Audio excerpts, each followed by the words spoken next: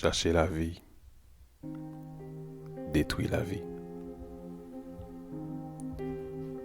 Le mois dernier, vois-tu, étendu le long d'un des trottoirs dégueulasses du Champ de Mars, je fus malheureux témoin d'une conversation pénible. Dieu sait combien cette place conserve de secrets en son sein. En silence, j'observai lorsqu'un couple de jeunes tourtereaux s'assit. Accrochés l'un à l'autre, ils s'embrassèrent, se relâchèrent puis s'embrassèrent à nouveau dans un cycle interminable de baisers et de câlins. Et puis, il s'invita à un long silence avant que la jeune femme n'éclatât en sanglots. « Je ne veux pas te quitter, lança-t-elle. »« Moi non plus, mon amour, moi non plus. » rétorqua le jeune homme visiblement troublé. « Je ne veux pas de cette séparation et tu le sais, mais tu dois bien suivre les conseils de tes parents et partir à chercher la vie. Peut-être là-bas trouveras-tu du travail et enfin pouvoir les aider, renforça-t-il. Des larmes de résignation inondèrent le visage du jeune homme totalement désarmé.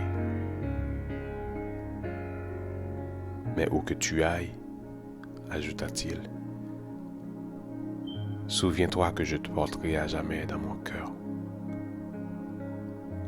Conclut-il à l'endroit de son amante paralysée face à la réalité de quitter son amour de toujours pour un saut vers l'inconnu en quête d'un mieux-être hypothétique. Et depuis, je ne les ai plus revus. Elle doit sans doute être partie pour Chili, laissant derrière et amour et projets. C'est en tout cas la nouvelle mode de vie, tout risquer et tout vendre partir comme un objet. Voilà l'attitude résignée d'un pays avili, comme si la terre de nos pères ne pouvait plus nourrir ses propres fils. Ce pays qui donne âme à la pauvreté a atteint le climax de sa descente en enfer. C'est désormais un pays où la misère coupe les entrailles des enfants du bon Dieu. Toute la sainte journée, on se débat dans la vie comme si on était condamné à monter un calvaire sans fin et sans bout. Tonnerre de Dieu, nous sommes, semble-t-il, condamnés à mourir dans la misère et la crasse. Ce pays, lassé des turbulences politiques, fatigué des trahisons et renoncements coupables de ses élites, n'existe aujourd'hui que par la résilience indéracinable du gros peuple. Rien ne semble en effet pouvoir briser son âme, ni les coups d'État, ni les occupations étrangères ou les embargos des puissances faux amis. Réduit, poussé à la mendicité, ce peuple défie les limites de résistance de l'âme humaine. Tel un bambou incassable, rien ne semble pouvoir soumettre sa résistance. En contemplant la profonde douleur qui se déverse sur le visage tourmenté de Gaston Canson, on pourrait être tenté de penser qu'il aurait préféré rejoindre les siens. Cependant, en observant de plus près sa détermination à avancer malgré tout, en déchiffrant la colère farouche qui l'anime, on ne peut conclure que le contraire.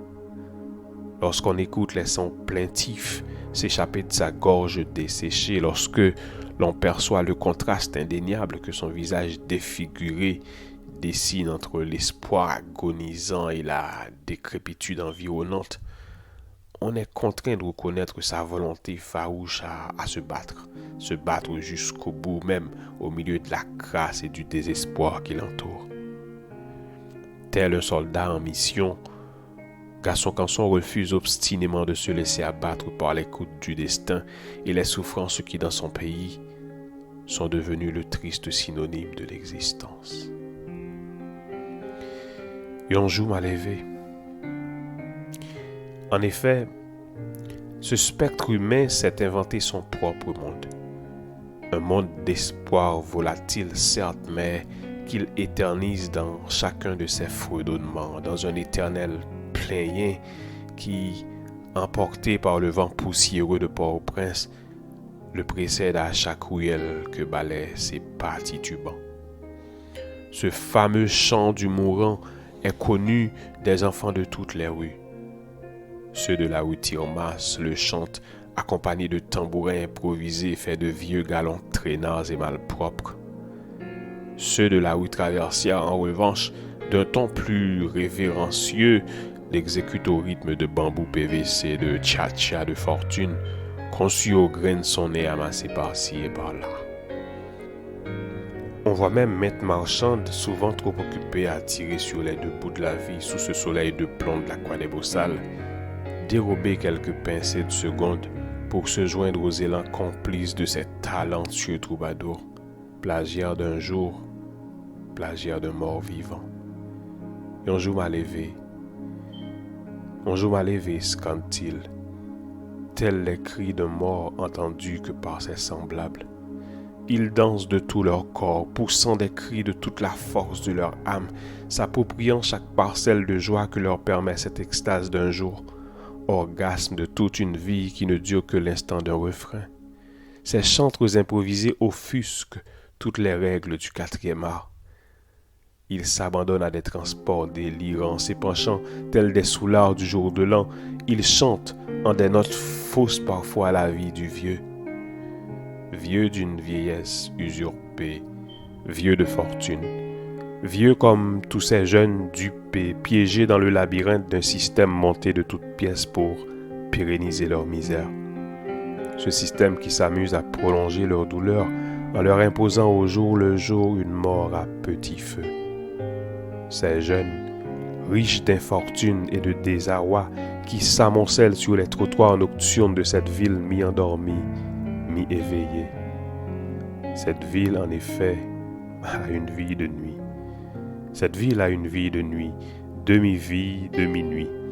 Vie des changots, vie des champoels, ces démunis de minuit qui font craindre la nuit, ces seigneurs des heures de ténèbres, pauvres de jour, mais seigneurs des nuits, ces négligés des heures de lumière qui trouvent en la nuit la liberté qu'on leur refuse le jour. Ils chantent la vie du vieux, ils chantent leur propre vie. Et on joue mal élevé. 4 petits mots pour dépeindre de vastes et profonds mots en l'instant d'un refrain. L'instant de matin, trop